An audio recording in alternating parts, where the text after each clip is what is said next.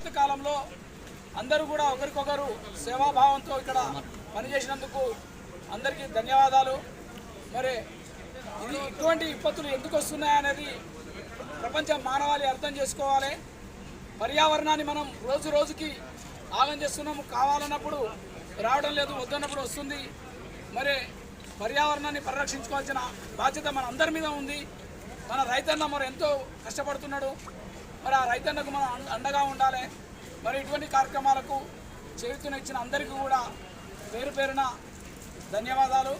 ఇది అన్ని మానుకోట యొక్క ఇది ఏ యొక్క సంస్థ కాదు. ఇది మానుకోట యొక్క అందరి పౌరుల బాధ్యత. ఇది మానుకోట యొక్క పౌరుల బాధ్యతగా ఈ యొక్క కార్యక్రమాన్ని చేయడం జరిగింది.